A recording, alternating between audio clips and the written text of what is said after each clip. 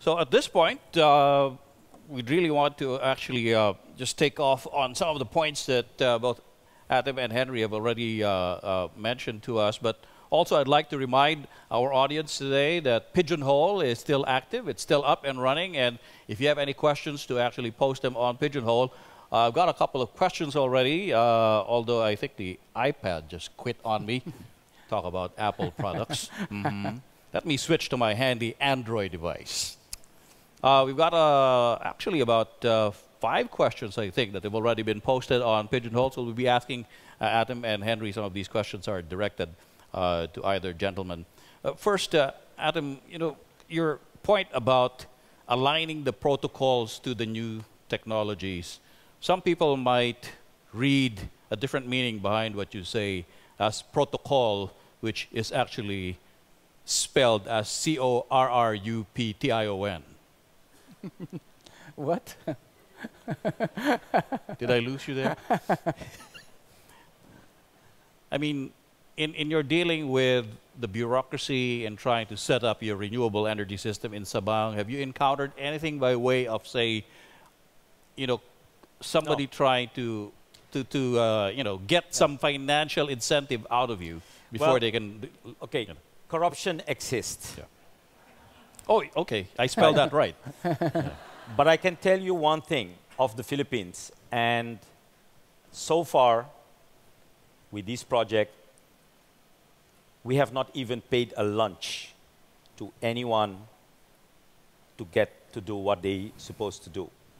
And I think it's important to make clear, as an entrepreneur, certainly if you are working with clean technologies are there to be clean. Clean financing, no flip-flapping with CDS and Goldman Sachs kind of stuff. We cannot allow people to come into clean energy and pack stuff and sell it as hot air to pensioners, grandmas and grandpas out there and lose their money. Housing, it happened in US. Please don't allow that to happen into the Philippines or into the ASEAN. Don't allow that to happen. Clean energy must be clean. So we make that clear. And I also know that some of my shareholders say, please, please don't say it too loud, because these government guys and whoever there will drain those things and won't approve your stuff and we'll lose business. Sir, we don't care. Clean energy is clean energy. Now, in this case, I must say it's a complicated stuff. There are old rules, old protocols, old laws that do not know how to deal with a hybrid system. How do we evaluate that? In the Philippine system, one look at the price of today and says, do we have the budget or we don't have the budget? Oh, you're too expensive.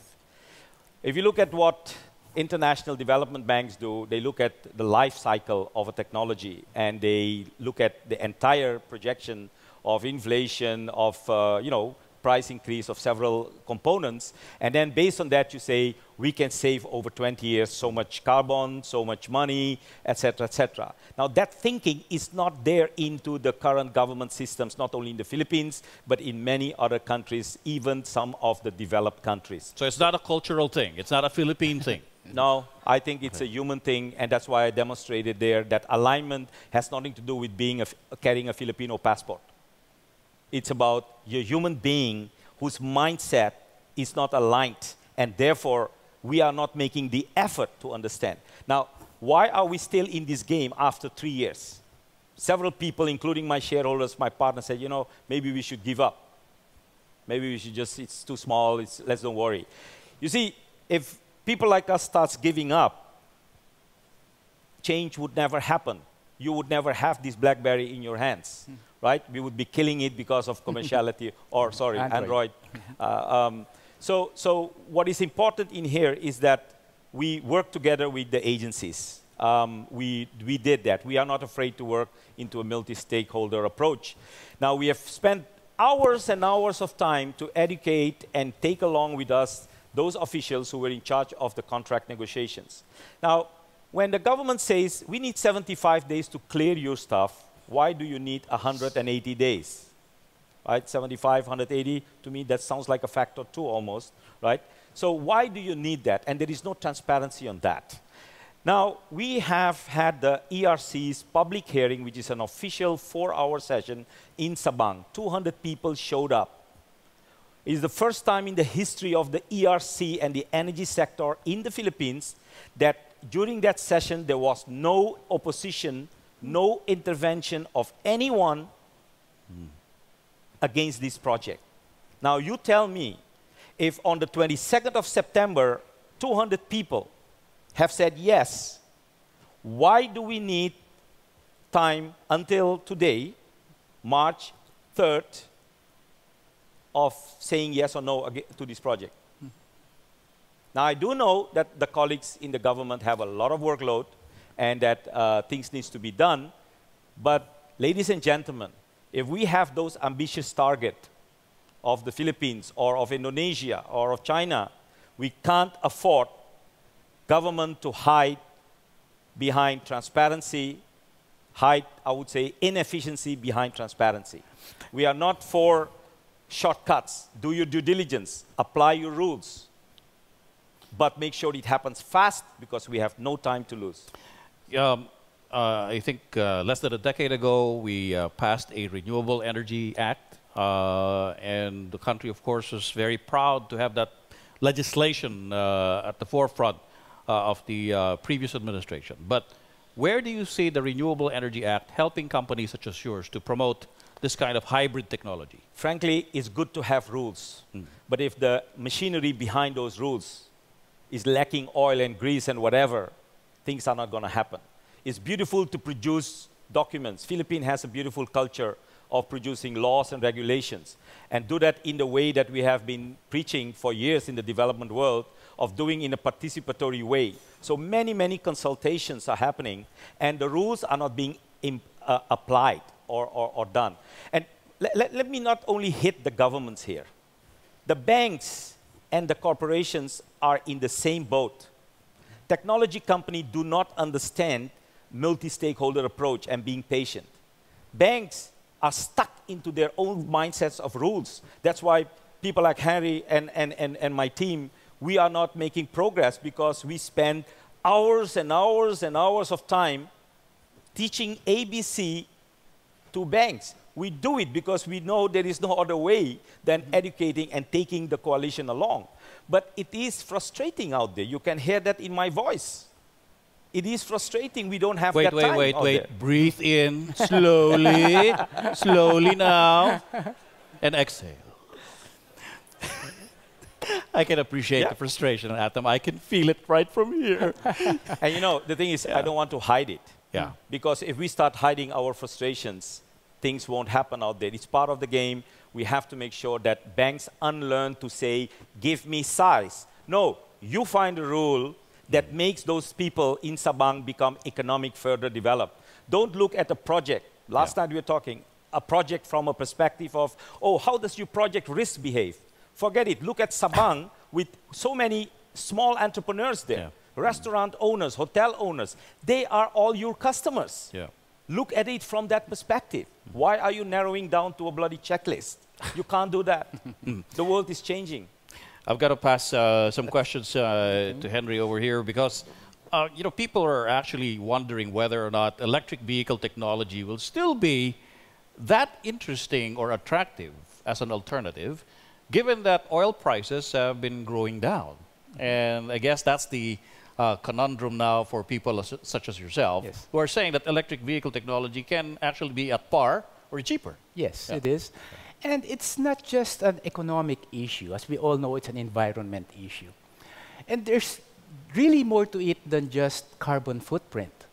When we started, I told my staff, including myself, go out there, ride with the motorcycle, with the tricycle drivers. I rode myself for one day at the back of a tricycle driver. And when you do this, you actually find things that you don't read, okay, in the newspapers. First thing I read, okay, there is a move towards changing these two-stroke, very polluting vehicles to four-stroke. But when I talk to the drivers, their preference is to ride two-stroke vehicles. I said, why? Well, four-stroke engines run hot.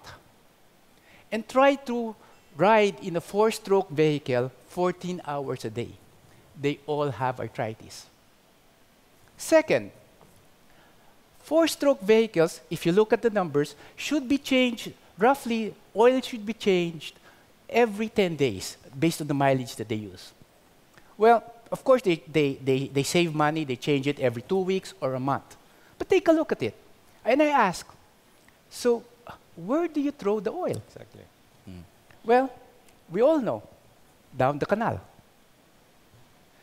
Take a look at the numbers. If there's 4 million four-stroke, 2 liters to be changed every 2 weeks. So 8 million liters of oil being drained down or flushed down our sewer system every 2 weeks.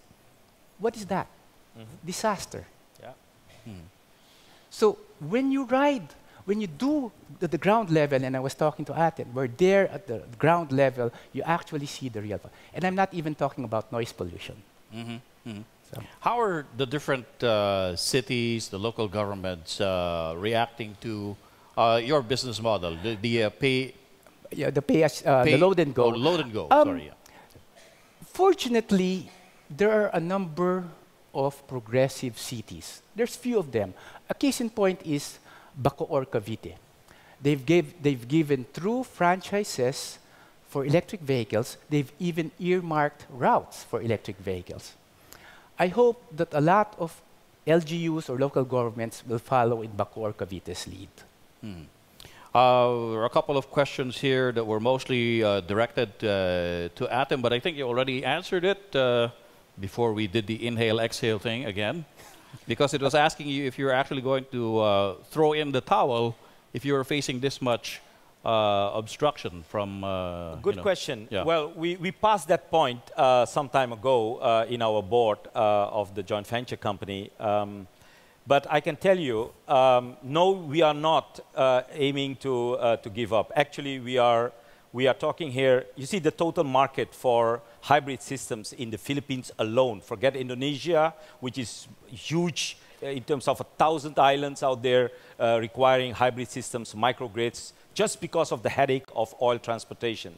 Now, if you look at the Philippine market, we are talking here about a market just for, close to $500 million of what we say interesting from a private sector perspective. So it's not a small thing. The portfolio that we are developing is around 100 million that we want to move in.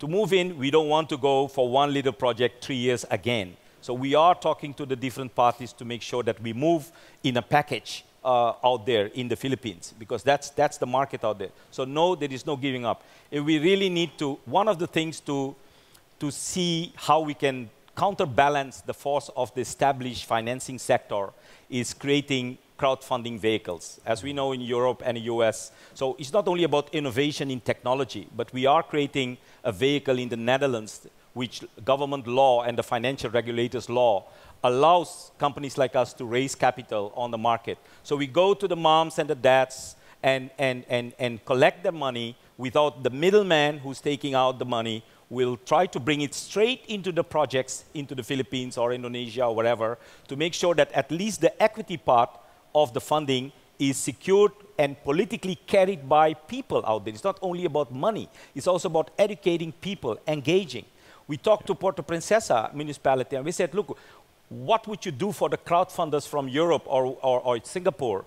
Oh, bring them here, we'll give them a cup of coffee while showing them Sabang. Now that's value. You have tangible things. It's not a paper on the stock exchange market that is crashing. It's tangible. You go there, you bring your kids, touch the panels, touch the things, listen to the diesel, smell the solar, whatever. You build an experience out there. Are you offering tours to Sabang?